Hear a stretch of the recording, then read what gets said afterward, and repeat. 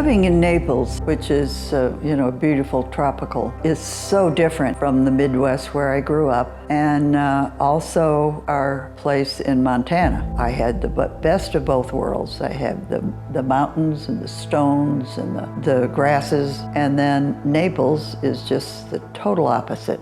It's the tropic, it's the beautiful flowers. My paintings have changed since I lived here, but I've lived here quite a while now, almost 30 years. I think the introduction of being able to go to the Everglades whenever you want, to visit the botanical gardens whenever you want, that's very inspiring. I've always felt that if nothing else, I can draw or I can paint, and that's always been there for me. Even growing up, and there were some difficult times of feeling inadequate or just some family issues going on. And of course, it's plant material, growing up around flowers, growing up around gardens, beautiful flowers.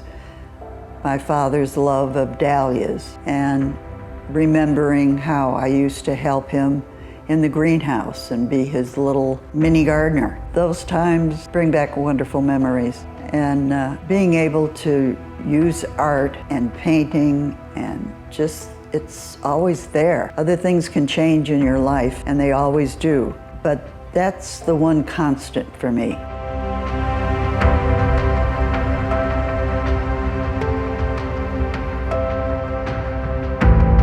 When I look at a plant, I see a silhouette, and maybe it's my penchant for line, and then obviously the color, but initially it's the line and the direction it takes your eye. And I want to create the texture before I do any image or any line. So I'll lay down Japanese tissue paper, then sometimes a paste.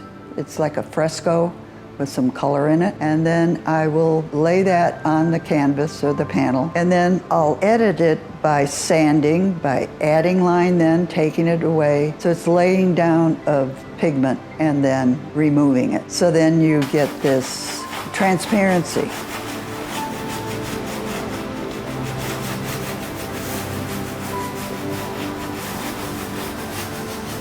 And then that flower can also send a message of caring if it's soft, if it has wide petals, the way it flows, say in the wind, or even grass, how it will take a whole field and make a mass of a windscape, so to speak.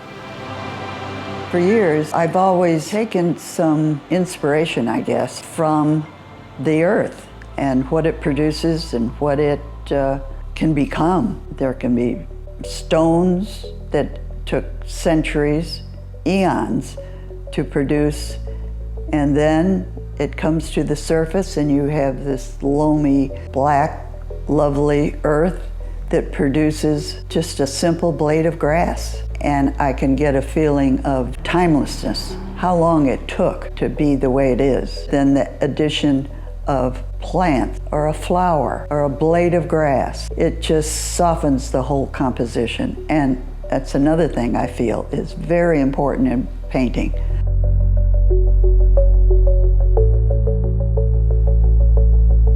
I've been asked in the past, when do you plan to retire? Especially around the time when my husband retired. I said, retire? I'll never retire. Artists never retire. They really don't, because they're thinking all the time about their work. Even if they're not working at the time, they're thinking about it. They're looking, they're planning, and then they'll use some of those thoughts or inspirations later, and it may not be immediate. It may be weeks from then, but it's there. It's still there. That's the artist's life, and I'm grateful. I'm very grateful to be an artist.